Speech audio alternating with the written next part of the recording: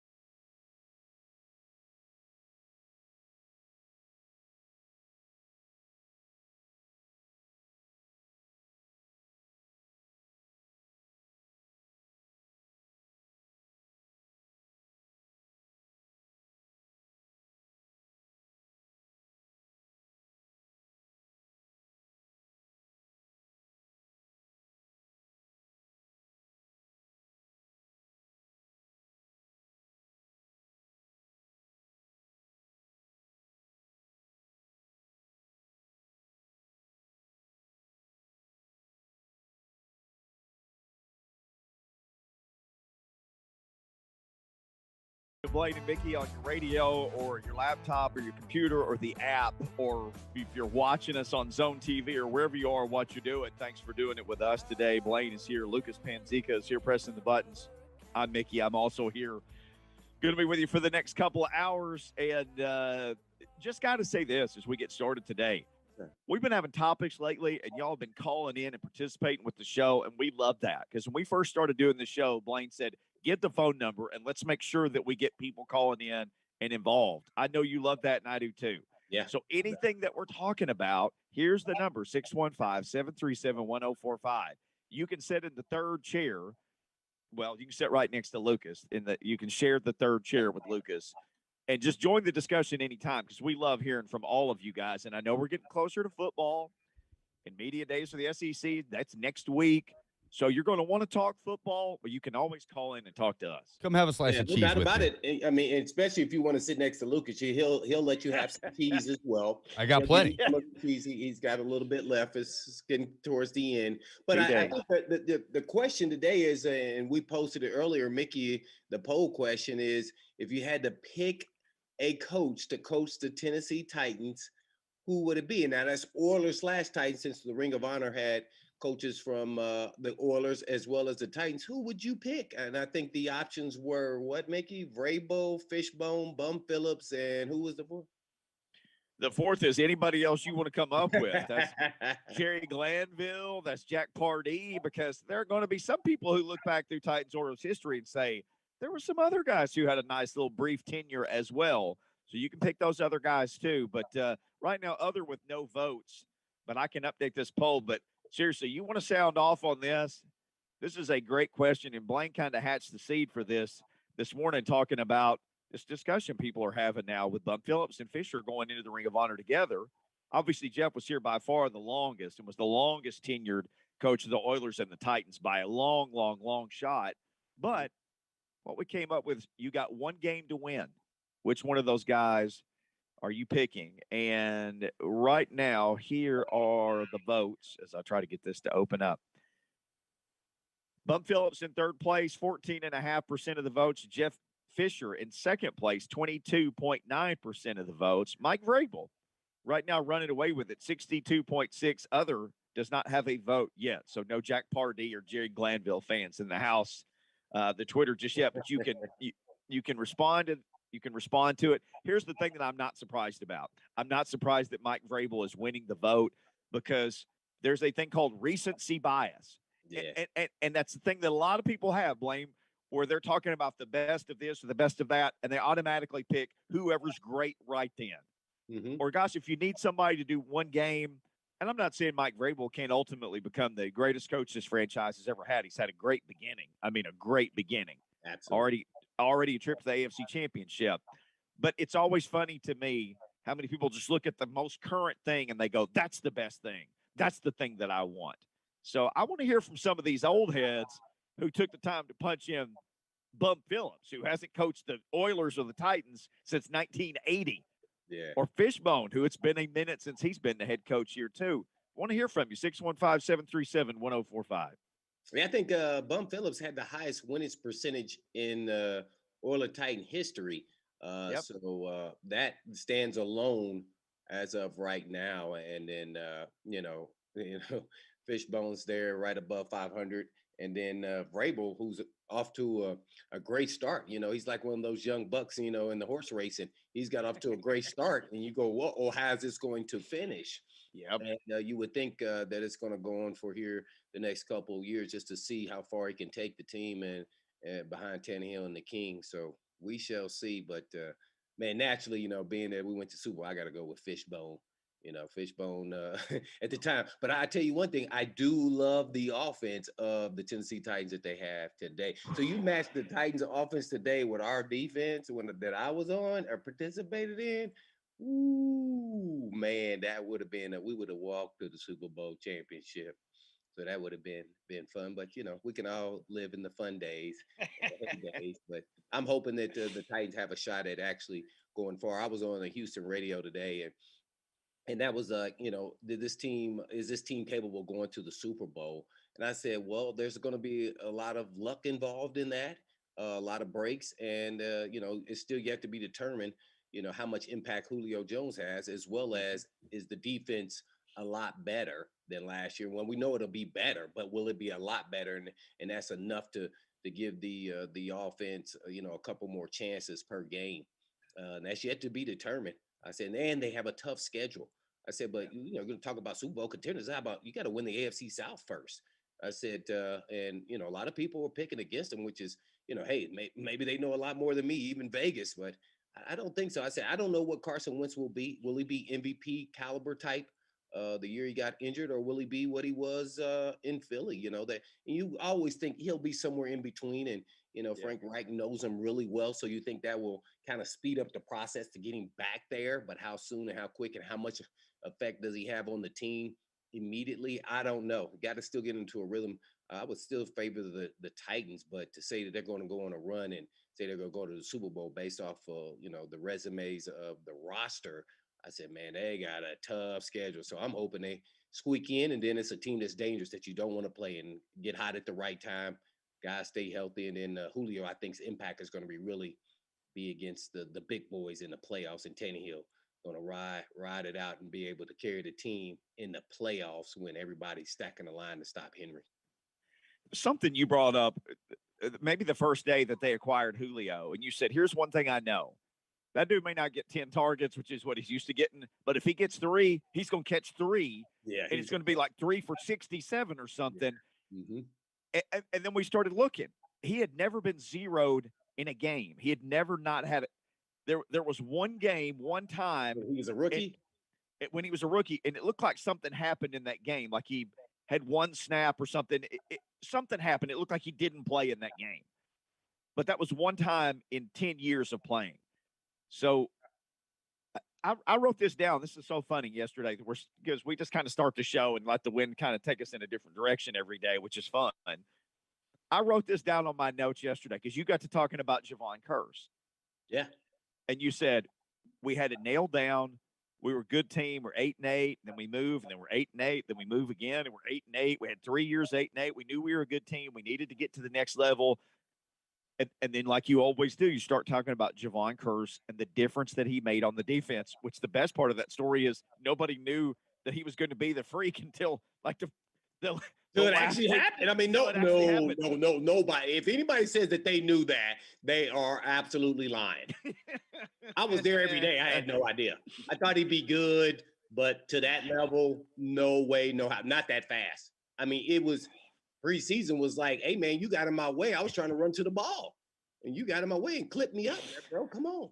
Because no. I'm getting it. I'm trying to figure this out. I'm gonna get it. I'm gonna get better. And one thing I can say, he got better each and every practice. And then it finally all came together. He couldn't even play defensive end when they put a tight end on your side with the tackle and they double down and get to the second level to block the linebackers. Right. He was getting smashed. I mean, like blown off the ball. I mean, Greg Williams MF'd him so bad, I had to go to the bathroom. I mean, seriously. I mean, it was just like, whoa. Everybody sitting in the meeting room like, dang, he got destroyed. The next thing you know, the next game, all of a sudden you see him getting better. He's carrying it. He's taking the double team now to about 2 yards, then 1 yard. Now he's playing him at the line of both of them at the line of scrimmage. You go, whoa, okay, let's see what happens in this first game. Whoop, there it was. So, yeah, Javon Curse was the link, the last link there on the defense. So, yeah, he was pretty phenomenal. Yeah, I heard Buck talking about, guys who should be in too, by the way. He said Javon Curse. I'm going to give him a history lesson because I don't think he understands the history lesson of, and since they talk about the Oilers and the Titans, there's two guys named William Fuller and Sean Jones who have over 100 sacks. Hey, I love Javon Curse. And I played with both of those guys, and he was a better talent. But their numbers say, well, why aren't they in? And Javon Curse, because of his injuries, only finished, I think, around 50 or 60 or so sacks. I don't know the numbers, but I know it's not near 100.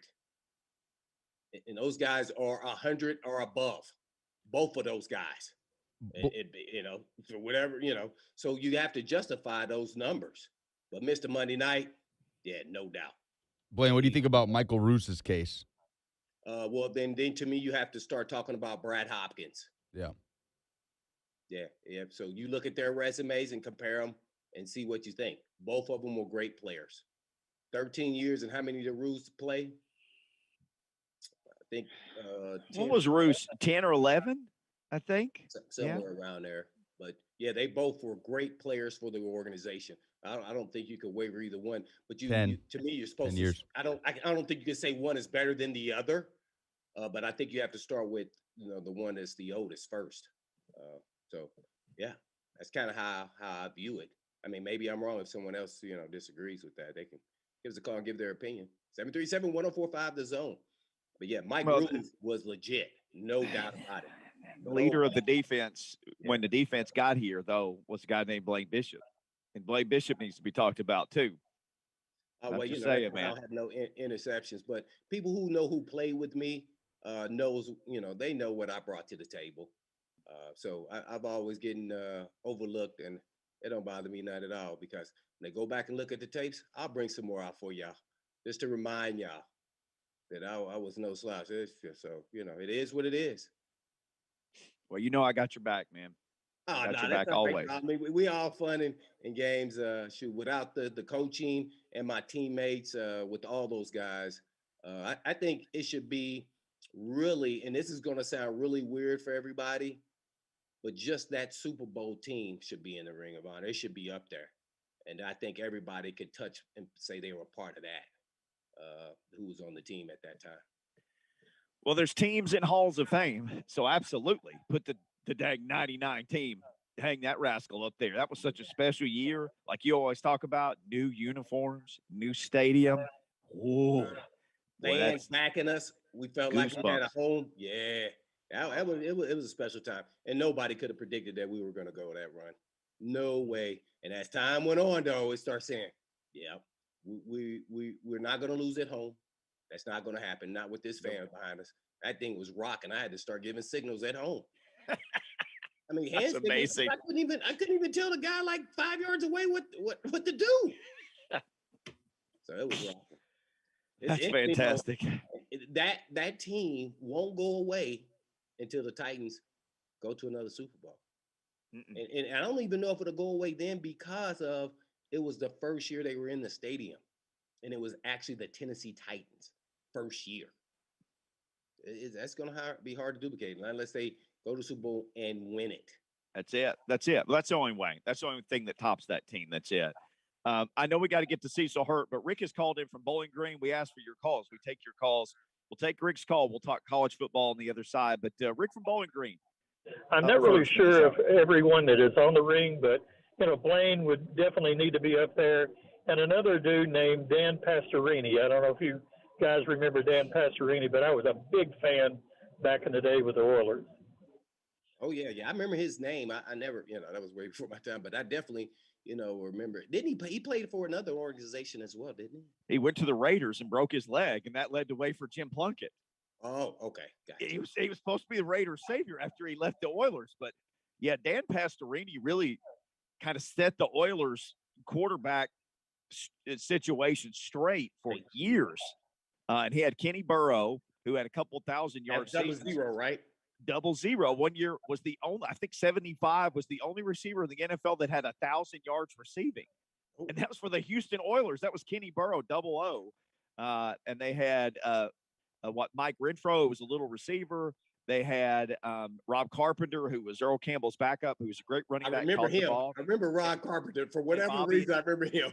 He was a little guy, number 26. And then, of course, you have the great Billy White Shoes Johnson, who was a receiver, but also a return man who, in my opinion, belongs in the Hall of Fame. But Devin Hester is probably going to be that first mostly full-time return man who gets in just because, my gosh, Devin Hester was a freak for like 10 years. But Billy White Shoes definitely deserves some consideration. All right, we got to take a break.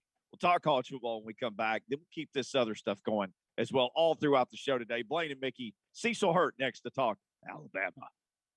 Get Jason Martin and Ramon Foster on J. Mart and Ramon. Tomorrow morning from 6 to 10 on 104.5 The Zone. This is Blaine Bishop. And as a professional athlete, I know what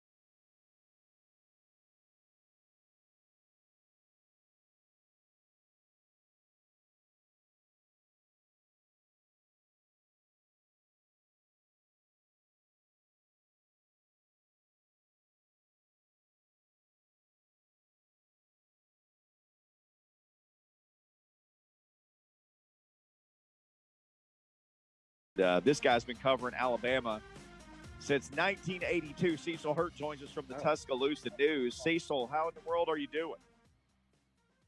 I'm doing well. Looking forward to my 38th, 39th. I missed 1 year. I don't have I was there the first year. Don't have a consecutive streak. I missed 1 year. Well, let me ask you this. Is this something where you're like, this is great, I can't wait to get there and start learning about stuff and seeing my colleagues? Or are you thinking, oh my gosh, I got to go to this again? Does it fall under necessary evil for you? Or, hey, man, this means football season is rolling. Let's get it. Well, there's a good bit of the latter. You're glad to have football underway. Like all sports writers of a certain age, you think back and it used to be much more informal than it is now. It was mainly for the writers. You'd have the pull-out sessions where you could sit down with Ray Perkins, or even 10 years ago or so with Nick Saban. But now it's all Podium and Zoom and SEC Network, and you might get to ask one question, but it's and it is good. It is an opportunity to meet some players that you wouldn't meet otherwise. The biggest thing that's changed in the last 35 years of sports writing is your access to the players, which is minimal at Alabama and at most places. It's funny you mentioned what it's grown into. If people want any more proof that anything can be monetized, the NFL scouting combine, it's dudes in their underwear, bench pressing and running a 40-yard dash, and that's become a television spectacle. So certainly the SEC Network and others have done the very same thing with media days. But I think if somebody had told you that 20, 30 years ago, like, hey, man, one day all this is going to be on TV, you might have laughed at them. You might have. And please, Lord, let's not have any guys at SEC Media Days in their underwear bench pressing. I don't want to see that. Only if it's you, Cecil. The great Cecil Hurt joins us. He is at Cecil Hurt on Twitter, Tuscaloosa News. Again, Bama beat since 1982. He started when he was 5. Well, I'm going to start off with something a little funnier there, Cecil. And it is, since you've been covering them for so long and down there in Alabama and Tuscaloosa, what's some of your favorite restaurants to touch base on? And, it don't have to be a big time. It could be a burger place, hot dog place. Give us a couple spots, when we come in town, where to go. Yeah, a lot of people go to Dreamland, out to the original Dreamland. I'm more of an Archibald's person, which you kind of got to hunt for Archibald's. It's over on MLK Boulevard in Northport, but it's the real deal. Ramajama's right there next to the stadium is steeped in memorabilia. And if you want a hot dog or a burger or a breakfast, they have a really good breakfast there. It's a great place to go. Then there's starting to be more upscale places in Tuscaloosa. It's still not the restaurant capital of the SEC, but there are certainly enough places. Half Shell Oyster Bar, Chuck's Fish, which is where Saban takes the recruits when they're taking them out to dinner, and so those are a few of the places. But it's known for barbecue, and you can take a deep dive in some Tuscaloosa barbecue. There's still a lot of places. Not as many mom and pops as when I was in school here, but still a few. There's still a few. Well, with Cecil Hurt, the legend himself, and I guess now we have to talk about Alabama, and that is, man, they seem like, they're getting real comfortable with a lot of turnover, and I'm talking about with the coaching staff. So kind of talk a little bit about, on the offensive side, we know a little bit about Bill O'Brien there from his Texans days, and let alone there's going to be a new quarterback starting and some other new pieces to the puzzle. How do they look in spring ball coming together? Naturally, they have talent, of course, there at Alabama, but how quickly do you think they'll come together for that first game? Yeah, let's be realistic now. They're not going to have their 2020 offense. That one comes around once in a generation. And for instance, Bryce Young, I think he'll be a very good quarterback. He looks really promising. But, Mack was the 15th choice in the draft last year. That's the level he was playing at. Plus Devontae, the Heisman Trophy winner. Plus arguably the best running back, certainly one of the best 2 or 3, the Doak Walker winner. Plus Waddle before he got hurt. Plus Mechie, plus a really veteran offensive line, plus Billingsley at tight end.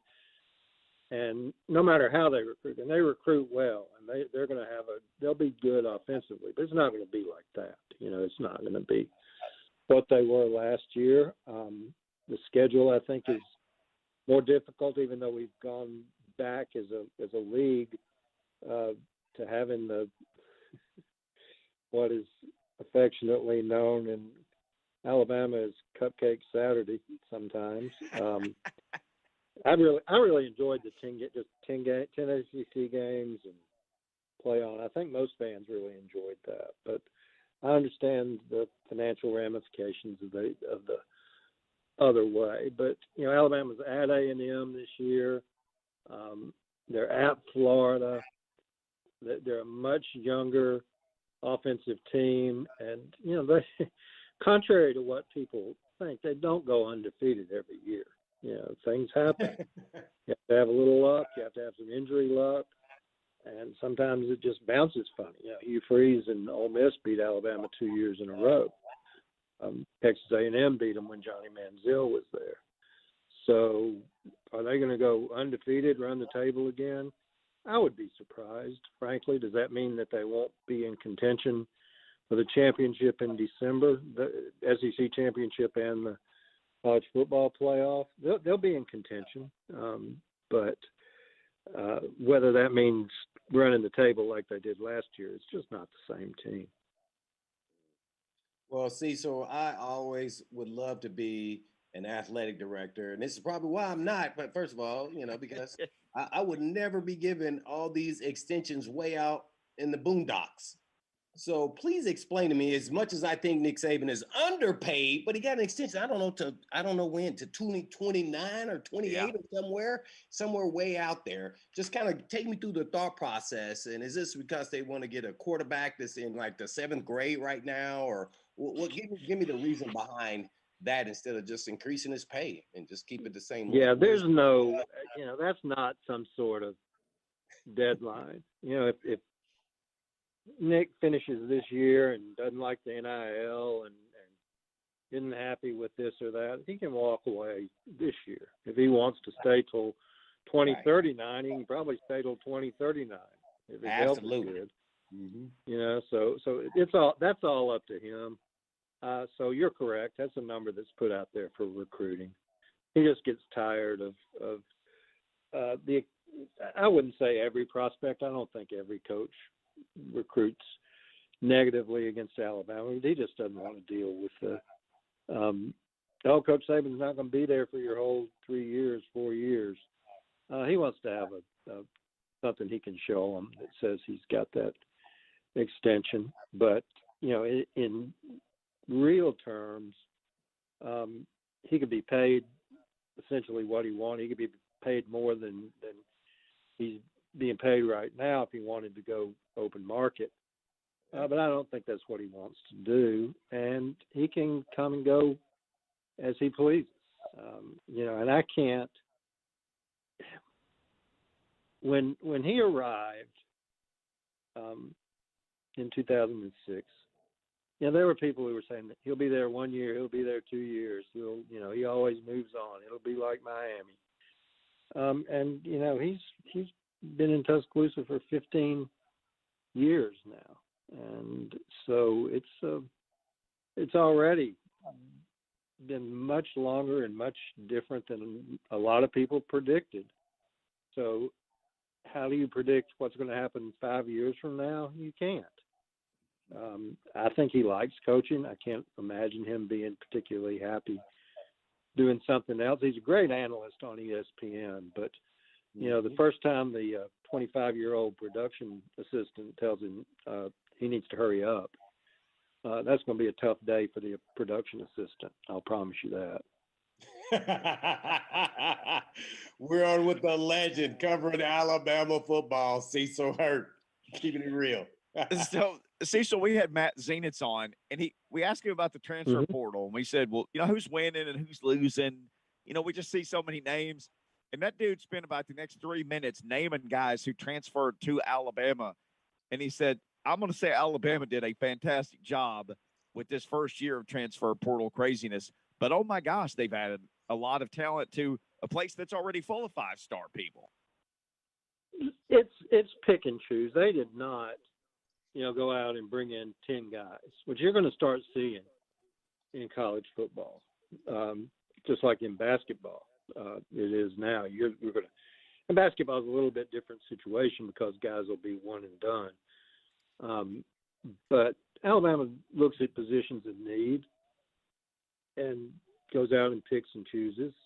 This year, obviously Henry To'oTo'o, obviously Williams, the wide receiver from Ohio State, and that's the level of guys that they're going to take. There's no sense in them, and they had some successful transfers last year. Landon Dickerson at center was a transfer from FSU, although that was, there was some personalities involved in that too. But Landon was a great transfer. But it's going to be a rare player. I'm not going to say it can't happen, but Alabama's not going to be combing through group of five rosters and saying, man, this guy looked pretty good and that guy looked pretty good, because it's going to be tough for 99% of those players to come in and contribute and have a happy experience. To'oTo'o, as y'all know, was a national top 50 recruit. You get a guy from Ohio State, he's a national top 50 recruit. So that's the way that Nick's probably going to play it. Now, does he have a lot of guys who want to come? Could he pick and choose? He could, but the best teams are still going to Alabama, Ohio State, Clemson, LSU. USC's in a position to do this. They hadn't succeeded on the field, but they're still going to recruit the high school guys. Now, in Tennessee's case or in South Carolina's case, where they need a really fast roster rebuild because they both changed coaches in the off season and it really affected their recruiting classes. You might see 7, 8, 9, 10 transfers come in. Almost Cecil Hurt, longtime Tuscaloosa news guy on the beat for the Alabama Crimson Tide. I wanted to ask you one Titans-related question about Derrick Henry. Obviously, you covered him while you were there. You knew him as a college player. Have you been at all surprised by the monster level of success that he's had in the NFL, Cecil, while literally becoming the face of an NFL franchise? I mean, he's the face of the Tennessee Titans. I mean, when you start talking about, oh, yeah, I knew this guy would be a Hall of Famer, a lot goes into that. Derrick is a unique talent. Julio is a unique talent. So to watch them both, there'll be a lot of television sets in Alabama tuned in on the Titans every Sunday. So to say, oh, I knew Derrick would do this, I mean, a lot goes into that. First of all, he's a second-round draft choice. So somebody wasn't 100% sure that it was going to happen. The Titans were smart enough to make that pick. But based on knowing that he was just physically, genetically, and attitudinally different, you'd watch him get the ball in the fourth quarter of the Auburn game, and they'd hand it to him 28 times. And so never wore down, had that breakaway speed. So you had to think his future was good, but he landed in a good situation, waited his turn, and, now is his time. So am I shocked about it, or did I say that, I'd never have believed that? No, but did I know that he was going to be, as you say, the face of a franchise? Not 100%. Julio, you pretty much had the feeling right away. I mean, you knew where Julio was going to end up, and he was going to end up in Canton, which he's a different character too, and very quiet, but really a good guy and an unbelievable athlete. On with the great Cecil Hurt of the Tuscaloosa News, covering that Alabama beat. Yeah, well, I guess one more question. Since you're talking about superstars that played for the Titans and they went to Alabama, I guess give us, besides the guys you've already mentioned, Cecil, I guess give us a, obscure name. It could be an offensive lineman, D lineman, or someone who you think is going to kind of be a rising star this upcoming season that you'll be talking about a lot this coming season with Alabama football. Well, there are a couple of more guys that are sort of already at that level. Marlon Humphrey, Minka, Ryan Kelly. Right. Those are guys that have already gotten there. I think Josh Jacobs has had 2 good years in Las Vegas, and I think that their offense will be better for him. I think they're really counting, with Julio gone from Atlanta, they're going to really be counting on Calvin Ridley. And then I think Najee was really a good pick for the Steelers. Of course, the one everybody's looking at, and the one that everybody wants to know, is he going to have the breakout year, is Tua. And I think it'll be better for him. They kept him, pretty limited in what they wanted to do offensively last year.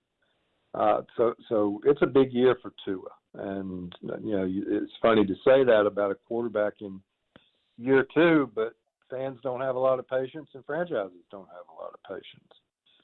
So I think Tua will have a really good year in Miami, but it's a big year for him.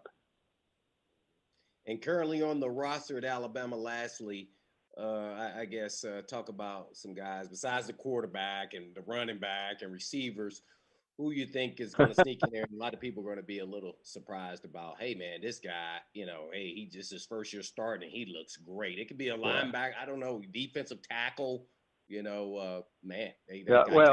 Evan Neal at offensive tackle he'll be the highest draft choice. Will Anderson, who's a sophomore, rush defensive end, he's going to be a dominant player. He can get to the passer as well as anybody since, not as well as, but as well as anybody since Derek Thomas was here. Nobody really compares to Derek Thomas, but Will is going to be a real force on defense. Christian Harris is another one. I'm interested to see him work with Toa. And on top of everything else, as everybody who watched last year saw, Alabama even has a kicker who can make kicks. So Will Wright. we got that perfect. We got to end on that right there. Yeah. Cecil, thank you, man. Great stuff. We know you're busy. You're getting your suitcase packed for media days, but people will need to follow you to know what's going on in Alabama because you know it all. At Cecil Hurt, Tuscaloosa News. We'll have to do this again sometime, especially when the Vols and Bama are getting ready to play. We'll check back in with you. Look forward to it. Thank you. Thanks a lot, sir. Yeah. Great, Cecil Hurt. He can tell you the right place to get barbecue in Tuscaloosa. He's got it. We got a poll question out there. You got one game to win with any Titans or Oilers coach in history. Where are you guys leaning so far with your answers? Bum, Fish, Vrabel. Plus, you can call in and give us your opinion. 615-737-1045. This is Blaine and Mickey. The best Titans coverage can be found on your smartphone. Comeback foiled. Titans 4-0.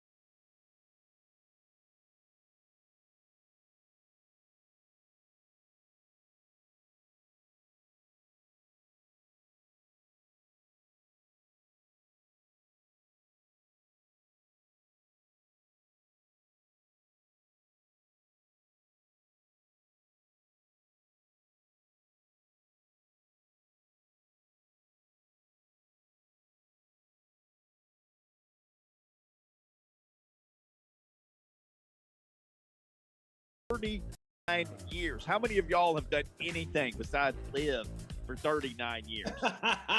39 years on that. I mean, not like, well, Lucas is not part of this conversation because he has not been around for but 25 years. So he has been eating cheese though for 4 days. Somebody in the chat said, "Where's the cheese?" Lucas, big jiu-jitsu guy. And Lucas said, "I'll go get the damn cheese." So we appreciate you guys weighing in on the chat. By the way, several people said, "How come you guys aren't on Zone TV?" Well, if you're watching, you will know that we are now on Zone TV. I'll get myself framed up here for all the people. A lot of people weighing in on different things. Cousin Brian said, "Blaine is the reason I became a fan. I was in the 6th grade, and they did the caravan to Fort Campbell. Him and Frank Wycheck. From that day on, I've been a diehard Titans fan."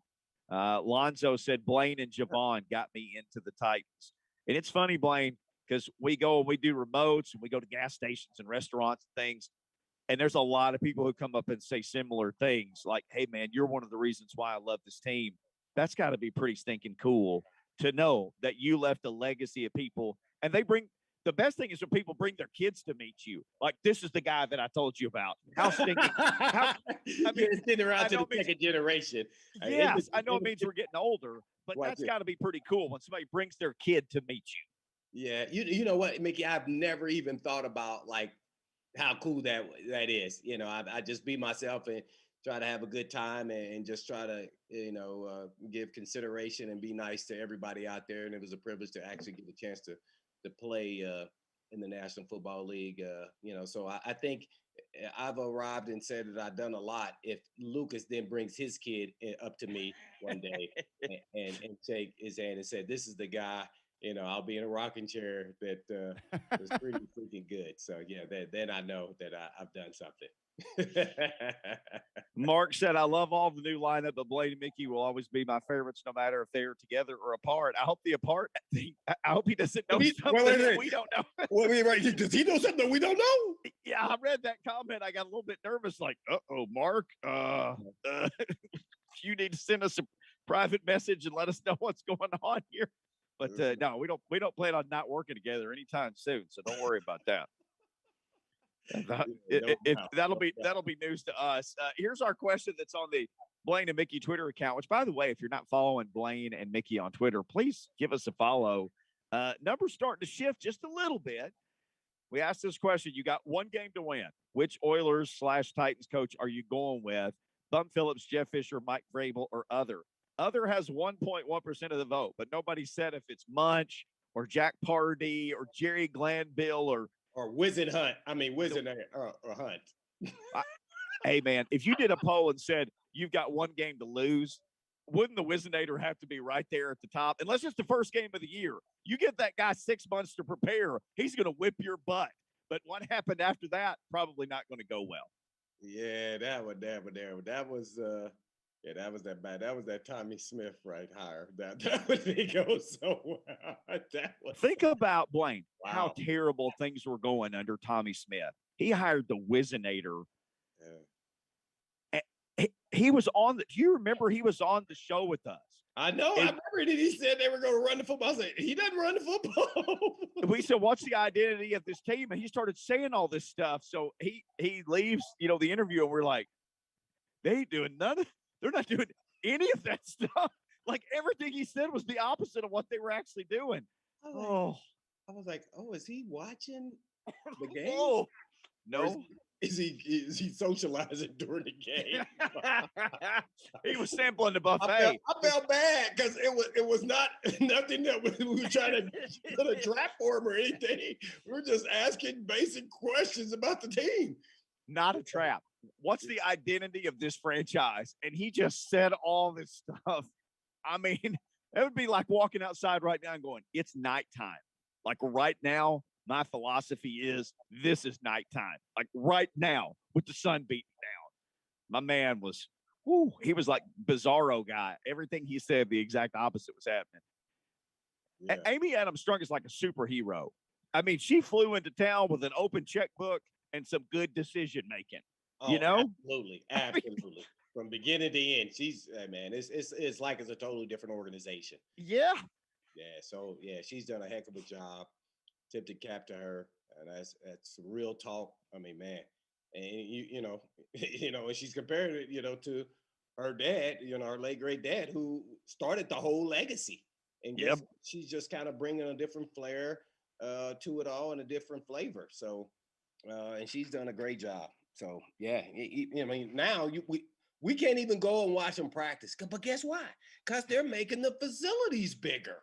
Yeah. They got all kind of construction work going over there, so the fans won't be able to go to training camp. I think they'll get to go to a scrimmage. Maybe we'll ask Jim Wyatt that, because I'm sure they're going to have a scrimmage at the stadium.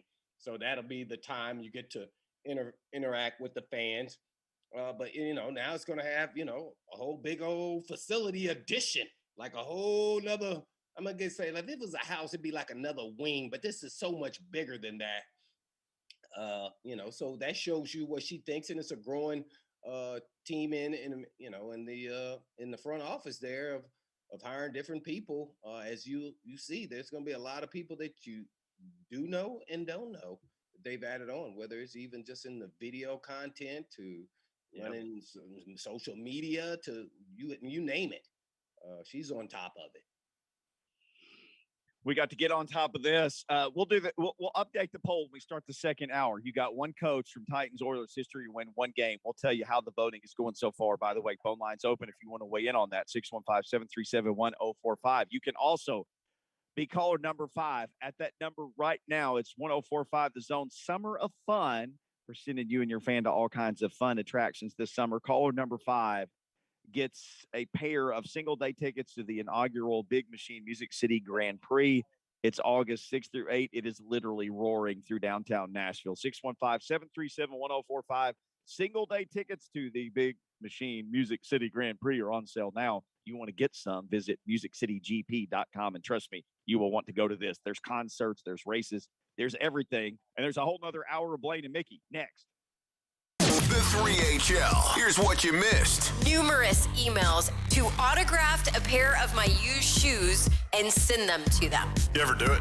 Hell no. That's where we are today, people. What were they going to do with the shoes? Ron, I don't even want to think about that. The 3HL with Brent Doherty, Don Davenport, and Ron Slay. This afternoon starting at 3, 1045 The Zone.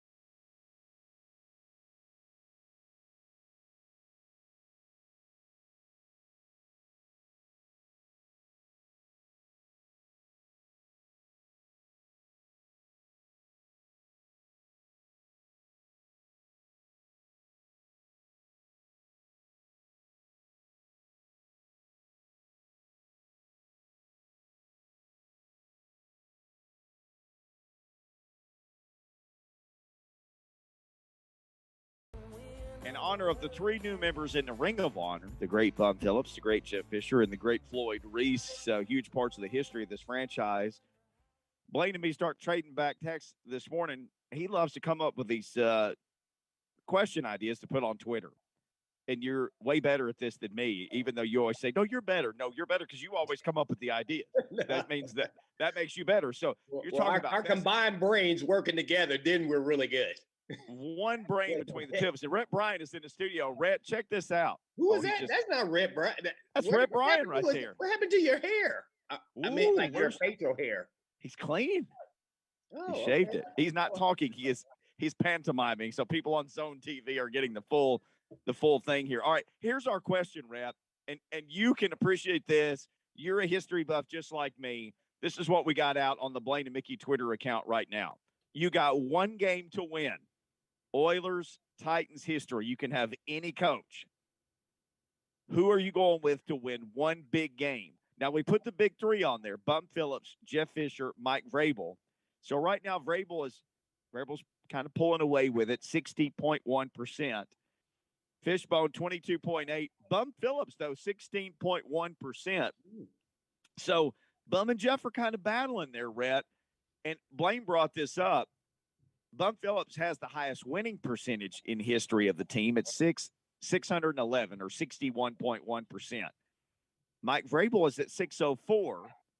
Jeff Fisher is further back at 542. But Fishbone got the team to the Super Bowl. That's probably who I'm going with. And Mike Vrabel, if you're listening, I apologize. I know we got to work together very soon on some Mike Vrabel shows. Mike Vrabel would be a very close second, but I would go with Jeff Fisher. Look, and people are going, well, why would you do that? He didn't win the big one. Look, there's a lot happened in that ball game. Go back and look at it. And Blaine, you played in it. Well, part of it you remember. Let's put it that way. But yeah, I would go with Jeff Fisher. And Bum Phillips has his place in this thing. I mean, gosh, they won a lot of ball games during the Love You Blue era, no question. And Mike Vrabel is cementing his place in this thing with as many wins as he has under his belt so far. But I'm going with Coach Fisher. All right, Brian, going with Coach Fisher. Coach Fisher went 142 and 120. He was 5-6 in the playoffs in 17 years as the head coach of the franchise. Bum was only the coach for 6 years. They won 4 postseason games. He was 55 and 35. Bum took the team to 2 AFC championships. The Steel Curtain had everything to do with ending those Love You Blue dreams in, 78 and 79. That and the lack of instant replay against Mike Renfro. Oh, on a skating rink in Pittsburgh. Yes, sir. Yes, sir. Oh, I remember that right there. But, to Rhett's point, though, on that question, I like how he answered that. But, you got to still look at the eras.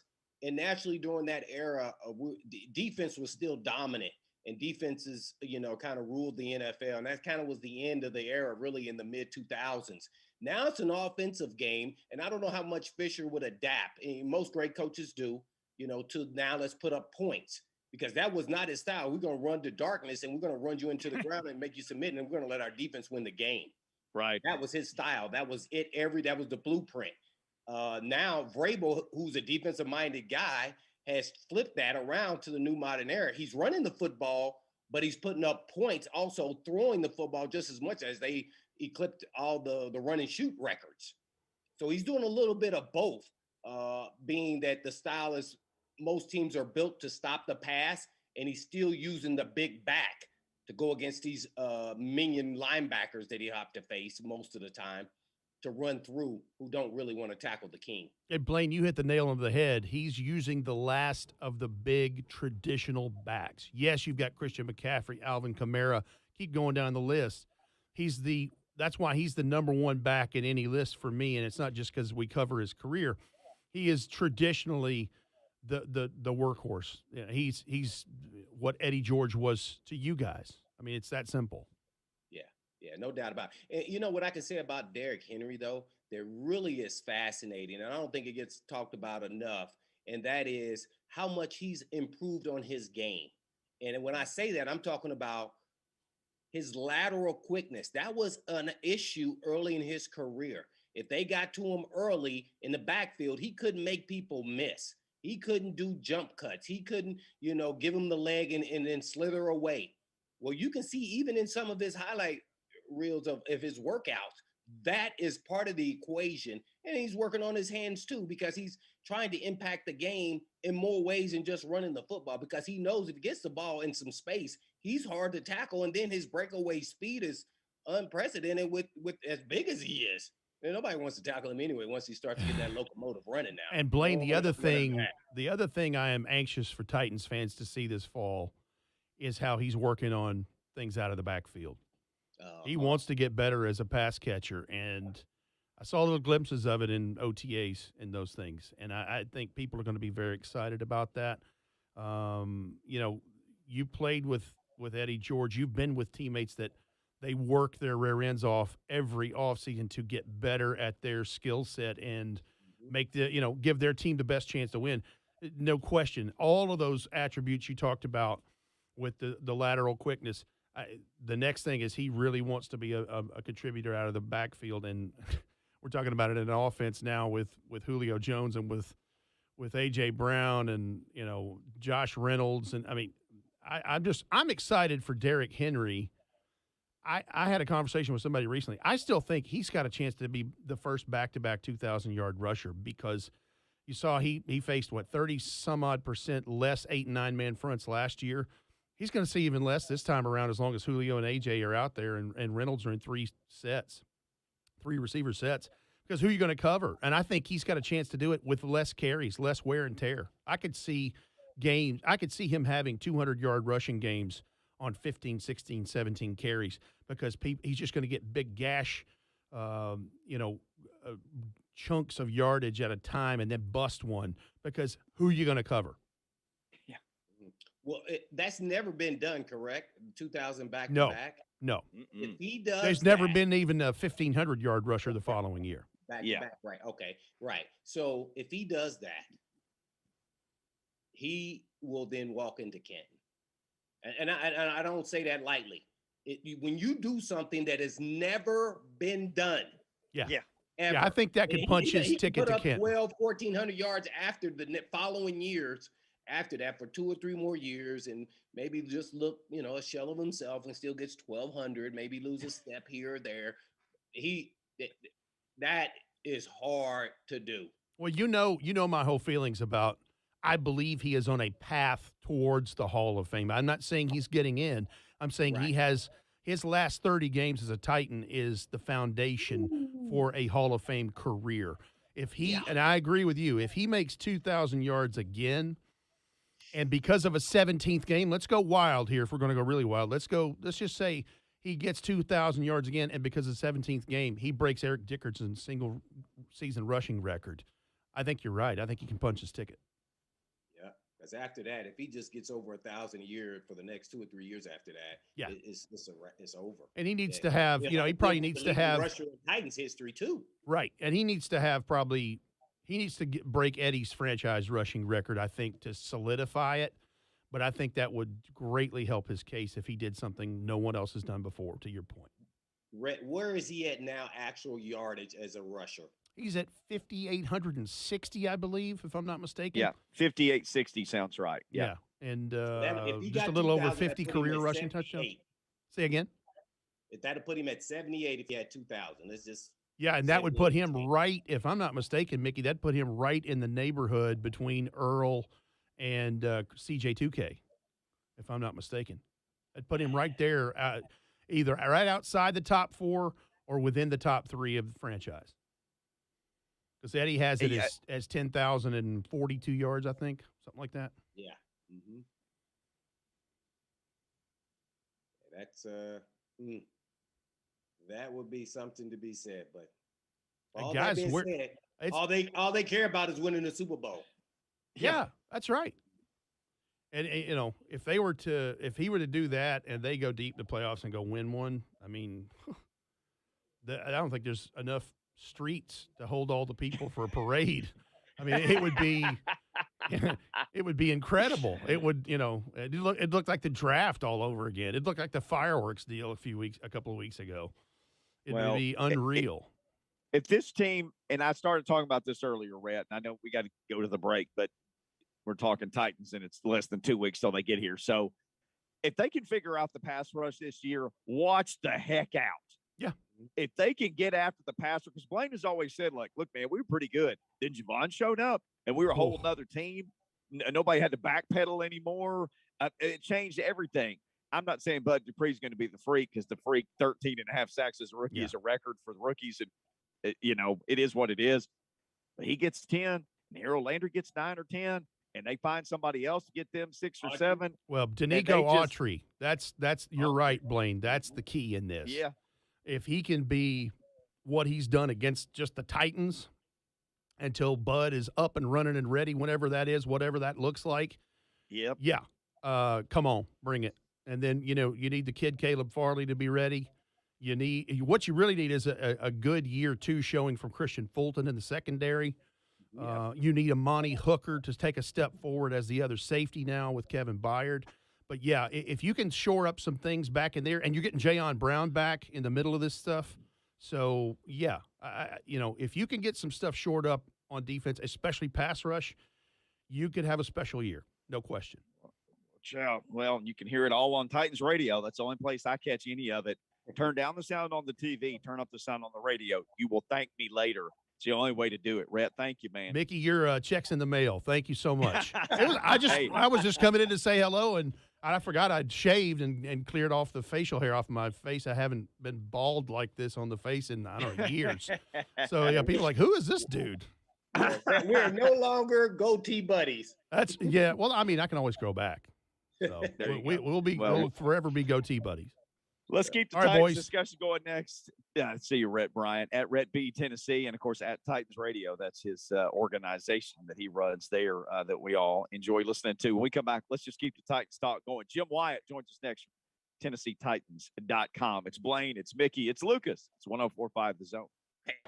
Want exclusive Titans coverage? Just say, hey, Alexa, play 104.5 The Zone.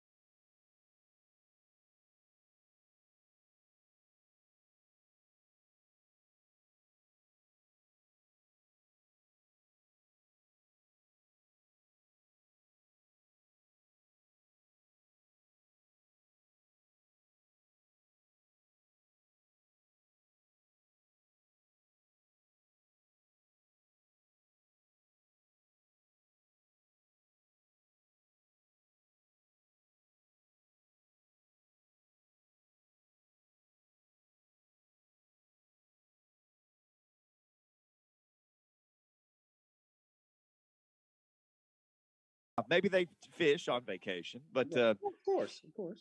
whatever it is. Are you a big fishing guy? Do you fish much? No, I do not. Only when I went to camp. Yeah. Okay.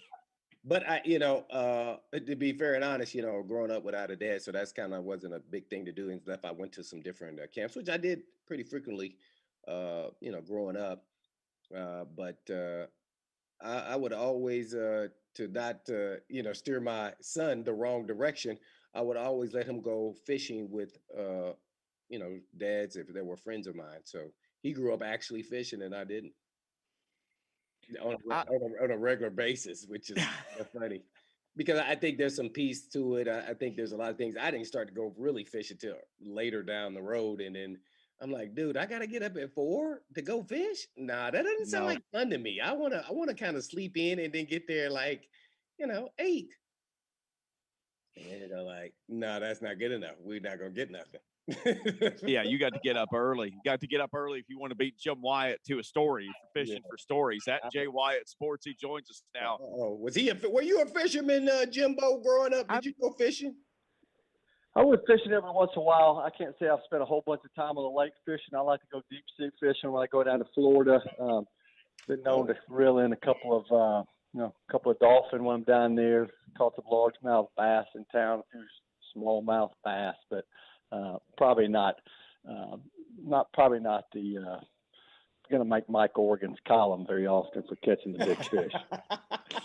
I want to say, Jim, that the first time I ever went to SEC Media Days, Nick Saban showed everybody he had a scar. He was fishing for those sailfish, the ones with the pointy noses, and it had jumped in the boat and attacked him or something like that. Attacked him. I want to say that happened. Like Nick Saban wasn't even safe from fish. I'll go fish for catfish. I'll go sit on your pond all day or maybe your lake. I don't want anything out of the ocean. There's fish as big as cars down there. I don't want anything to do with that. I'll see if I can find one. If I'm looking on my shelf here at home, I've got a picture of a big fish I caught down in Florida. I was going to maybe send the show here if I can locate it, but it's not jumping out at me. Yeah, you never know what's coming in the boat. Seen too many videos of people working hard to get a fish in the boat, and then you got a big shark on the line or something that's ready to jump in and eat you. So I'd rather fish on shore, maybe at a little pond where you know what you're reeling in.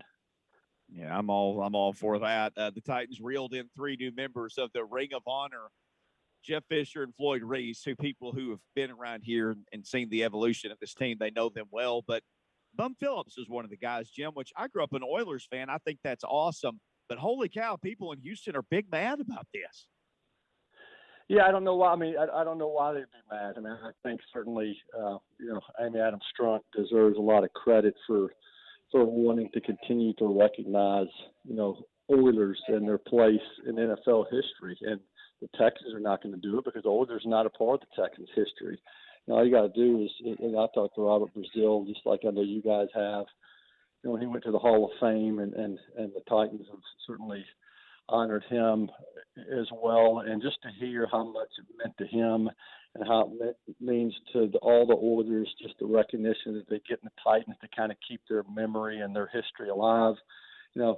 I know it means a lot to Bum's family. And so, yeah, when stuff like that happens, I get a handful of responses on Twitter or emails where Bum's not a Titan, he was an Oiler. Well, if the Titans, the organization that he worked for before the team moved to Tennessee, they don't recognize him, who's going to? And I think it should be applauded. I'm very proud to see him go in with Jeff Fisher and Floyd Reese because, I'm like you, Mickey. I remember those days and the battles that the Oilers had, with the Steelers and some of those legendary teams, and just the impact he made on the organization. He's very deserving to be recognized, and there shouldn't be any negativity around that at all. I agree. Jim Wyatt joins us at Jay Wyatt Sports. You do want to follow him on Twitter for all the latest Titans news. Yeah, Jimbo. I guess I was on Houston radio, and I wanted you to explain it a little bit better probably than I did, and just talk a little bit about the difference between the Cleveland Browns moving to Baltimore and why the Cleveland Browns history stayed there in Cleveland and the name and everything else. Meanwhile, when the Houston Oilers left Houston, it became the Tennessee Oilers and then the Tennessee Titans. Yeah, I mean, I know there's a lot more animosity, between the folks in Cleveland and what happened in Baltimore than there is here. I don't know if I can tell you the particulars. I certainly know how things played out that led to, the Oilers becoming the Titans. And, at that time, I know there was some hardcore Houston fans that were sad to see him go. I know there's also probably a group of fans there that, got frustrated through the process. Eventually Houston got its own team in the Texans, and the Oilers continued to live on through the Titans. There's no question there's a lot more bad blood between what happened in the other move. But break down the two of them. I don't know if I'm schooled enough through what happened with the Browns enough to know the big differences there. Yeah, as I understand it, that there was an agreement with the NFL that the Cleveland would leave their history, the Browns would leave their history and the team name there in Cleveland. Now, to me, that was the difference between the two. I guess talk about, they're doing a lot of construction at the facility, and, I don't think there's going to be any fan engagement or experience. Will they be able to attend a scrimmage maybe? Kind of take us through what possibly will happen or won't happen. Well, I'll say that was a plan, and I know, it's disappointing after last year with the pandemic and no fans being allowed out there. That now we're faced with another off season where fan interaction and being able to watch practice is going to be limited, to say the least.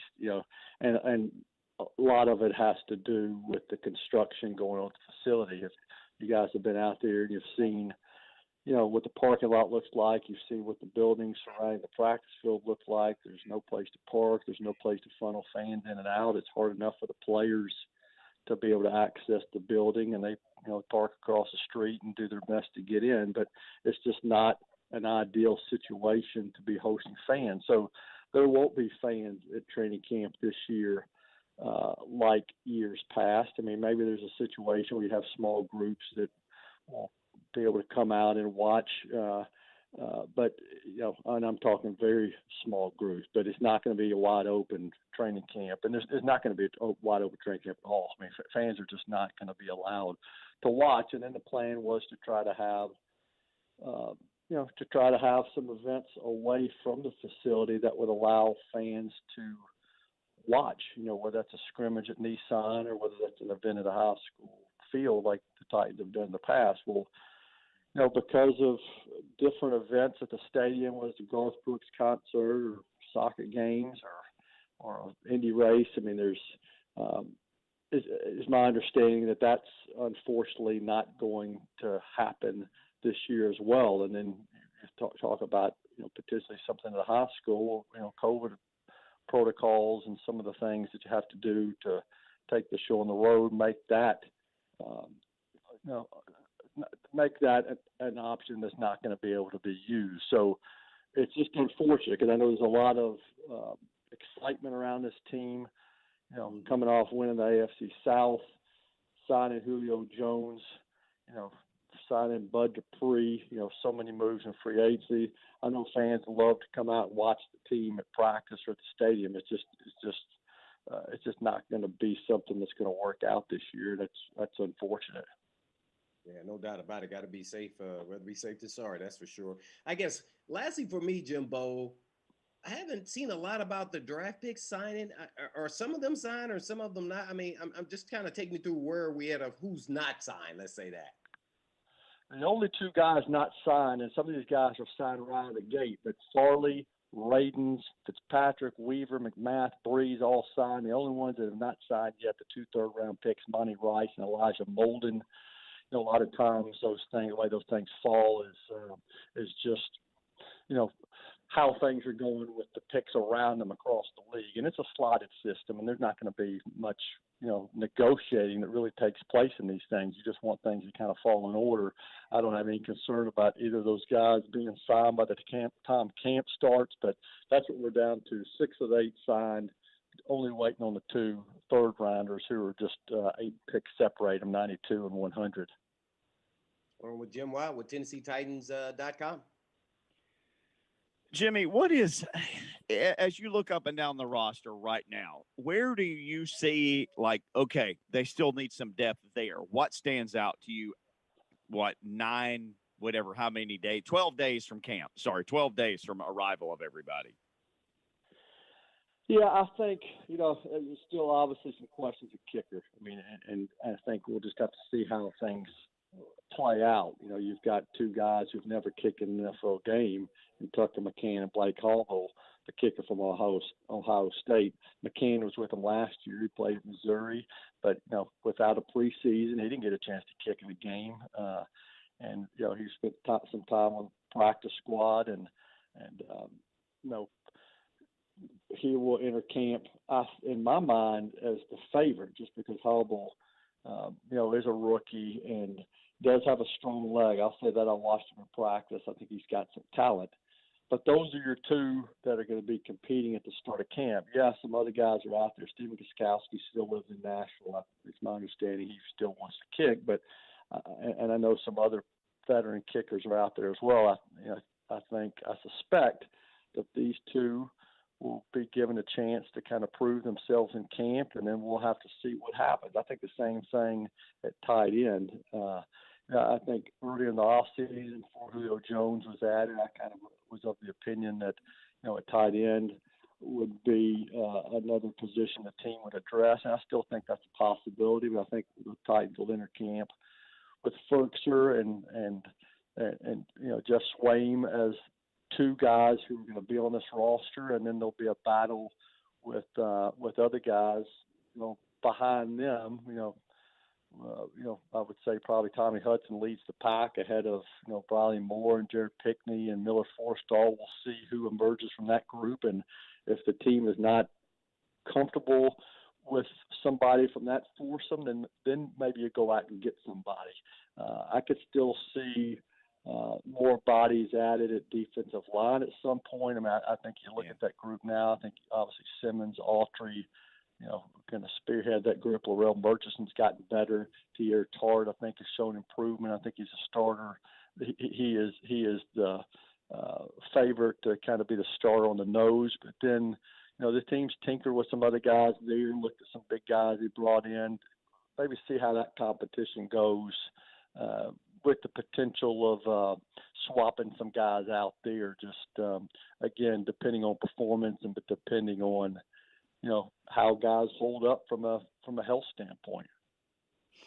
I'm excited about it. Leave it to me to nerd out on this. I'm genuinely excited and interested to see how the backup quarterback race goes this year with Kaiser in the mix. I know you wrote about him on TennesseeTitans.com. Yeah, he's got an interesting story. I mean, because, he I didn't realize this, but he's buddies with Dustin Lynch. He met him when he was at an event at Notre Dame. They became friendly. He was actually looking to move to Nashville before he got a chance with the Titans last of the season. Then he signs with the team, and he immediately goes into, he becomes the emergency quarantine quarterback last year. I mean, he was on the roster for a good portion of the season, or at least the latter portion of the season. You never saw him because when the team was wrapping up practices, he would come to the facility just to throw to a handful of guys. He had to keep his distance. He did a lot of stuff on Zoom. And very late in the season, he was out on the practice field for a couple of weeks, but you really didn't see him much. And now this offseason, he's had the whole all the OTAs and minicamp to kind of work with teammates, work with coaches, kind of make strides. And I think he's done just that. I think he's gotten better. With all that said, I mean, I still think Logan Woodside is the favorite, to be the number 2 behind Tannehill. I just think he obviously knows the offense better, quicker decision making. I think he's been good in practices, but that's what competition's all about. And this year we're going to have preseason games to help to help sort things out. So I'm interested in that as well. I have been impressed with Kaiser. Just his athletic ability, his ability to move around, and he does have experience. He's played in 18 games. That's something Woodside doesn't have. So that'll be something worth watching, in August, in late July and August. Jim Wyatt has covered more than 18 games of the Tennessee Titans. Matter of fact, I think he's covered all of them. He joins us now. Blaine and Mickey, 104.5 The Zone. Well, lastly, Jimbo, I guess I know you weren't around with Bum, the late great Bum Phillips, but you got any stories you want to tell us about Fishbone and Floyd Reese, man? That'd be pretty cool if you got something off the top of your head, at least one story of each guy.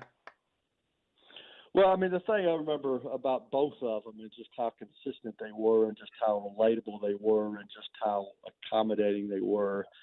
I think from not only a player standpoint, from a media standpoint, I mean, Floyd, he'd stand out there on the practice field with you and chat, before every practice during camp. And it was back in the day when I was working the beats at the Tennessean, and hell, I probably called him, 20 times a week, and he always answered the phone, always called me back. He always called you Bo. He called everybody Bo when he'd see you. You wonder if he knew your name. He just passed you. What's up, Bo? Hey, Bo. Hey, Bo. Yeah. I would, you'd see him. He was a hard-working guy, and his list of players that he signed and brought in here kind of speaks for itself and really helps you understand why he got the award he did. I mean, from McNair to Eddie George to Wycheck to Kurz to Mason to Bullock to Vandenbosch, Mawai, Hainsworth, Hendrick. I mean, if he'd have been the GM, I guess a year later, probably would have made Blaine Bishop a first-round pick, and maybe he wouldn't have had to wait so long, Blaine. So he was just a great. He was really good at his job, and I always got a kick out of seeing him run. To me, he was a dedicated runner. Anybody that had an office or drive through St. Thomas Sports Park back in the day would see Floyd hitting the pavement. He didn't move very fast. He kind of shuffled. Yeah, he would take some baby steps there, Jimbo. Yeah. Baby steps. Yeah, but he got the job done, and so he just always enjoyed him, and I'm sure I was a pain in his rear a lot of times working the beat, and he let me know about it sometimes as well. But always when I think of Floyd, I just think about how good he was to me, and the same thing for Fisher. I mean, Fisher, did such a good job, in dealing with players and kind of having a human side to him. Watterson gets a lot of credit for some of these practical jokes that they would play on these guys, but Fisher was right in the middle of it, and he loved it, loved doing that as well. And such a successful coach, and I think did his best to kind of keep the harmony in the locker room. But Blaine could speak to that more than anybody. But fortunate enough to cover both those guys, and certainly as I look back, those are my first years covering the team. They were both very good to me as kind of a cub reporter coming in to the NFL, and I'll always kind of have fond memories of both of them for that. No doubt. Jimbo, great stuff, man. Another football season right around the corner. We'll be reading all your work at TennesseeTitans.com, as we already do, and we'll talk again soon. Yeah, we got these position previews coming up, so that's getting close. Those starting up here within a matter of a couple of days, so we're just right around the corner now. And Jimbo, I've told you this. Nothing fires me the heck up like the Jim Wyatt position previews. I am just waiting for those to drop like it's hot. So drop them. Start dropping now. Nobody can touch Jimbo's reviews. So. No. We'll get your popcorn ready because they're coming. No doubt. Reference, Jimbo. The one-liner. He's got a drop on that. When we come back, a national media member showing major love to Ryan Tannehill. Who? What? What did he say? It's all next. Blaine and Mickey. About freaking time. Buck loves his job. It's a great privilege to be able to do a job like this. I don't want to take that for granted. The Buck Rising Show. Tomorrow morning starting at 10 on 104.5 The Zone. No one wants to go to the vehicle repair shop. It's like going to the doctor for an operation. The typical first reaction is, how do I know that I really need what they say I need? Well, sometimes you're really wondering if you're getting a repair recommendation or you're making someone else's mortgage payment. Blaine Bishop would tell you people are tired of getting bamboozled. If you're sick and tired of being sick and tired of auto repair shops, come on over to Eurofix. Eurofix repairs everything European.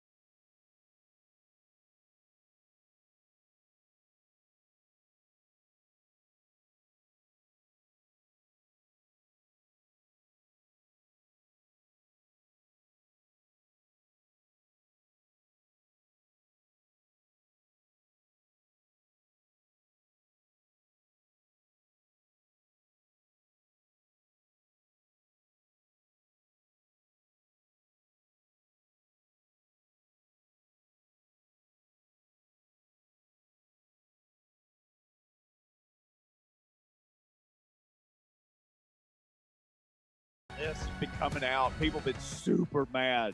Ryan Tannehill has not been on all of the lists. Like, just other guys are on the list and no Ryan Tannehill.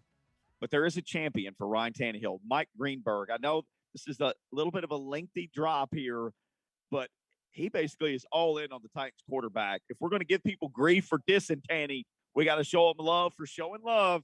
Here's Mike Greenberg on the most, what did he say, the most underrated guy in sports or whatever. I'll let him tell you. Mike Greenberg. They just dissed and dismissed Ryan Tannehill, who over the last 2 years has been as good as any quarterback in the sport. So I had Hembo put together some numbers for me so we can really make that point. Since Ryan Tannehill became their starting quarterback, Tennessee's offense is number 1 in yards per game. It's number 1 in yards per play. It's number 1 in red zone. It's number 3 in scoring. It's number 3 in total efficiency. It's number 3 in third down. And don't tell me that's Derrick Henry. Don't tell me it's all Derrick Henry. Derrick Henry ranked 14th in the NFL in rushing in 2019 at the time that Ryan Tannehill took over as the starting quarterback. Since then, he has run for 1,000 more yards than any other back in the NFL. When Marcus Mariota was the starting quarterback, Derrick Henry averaged 51 rushing yards per game. Since Tannehill took over, he averages 126. Since Tannehill became their quarterback, they're 18-8 plus 2 playoff wins with the 29th ranked defense in the sport. Since became the starter, Ryan Tannehill is number 1 in average yards per attempt. He's number 3 in QBR. And only Aaron Rodgers and Russell Wilson have thrown more touchdowns.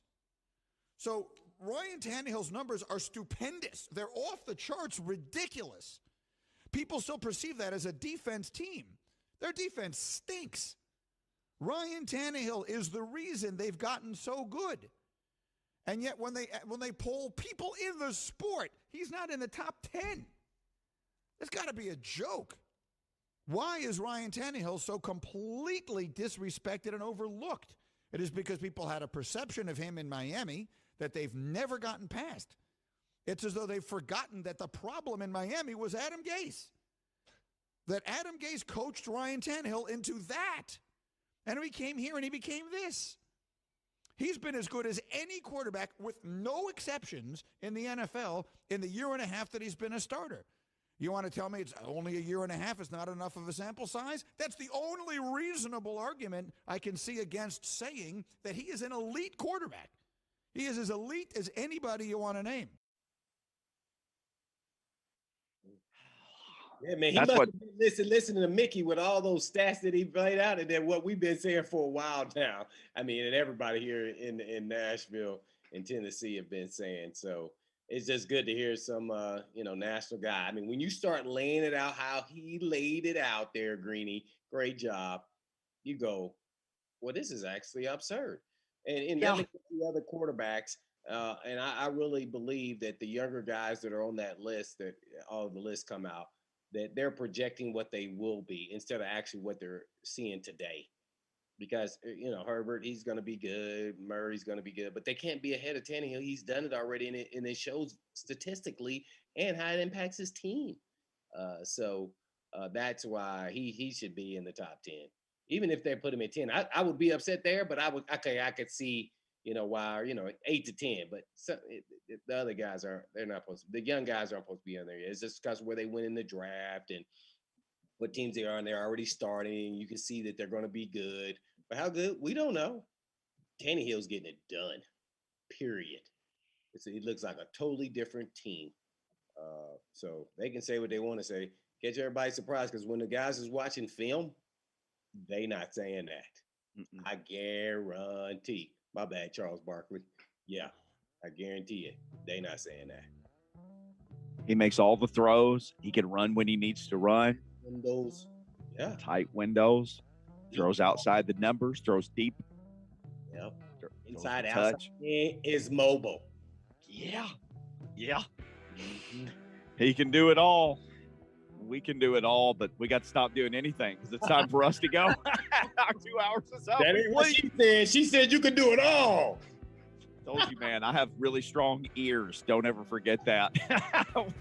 Time for 3HL. They're up next. We'll see you tomorrow on Friday, my favorite day.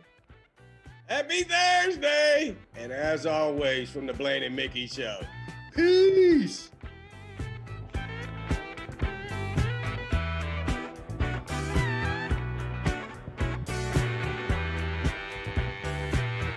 Every great Titans moment happens here.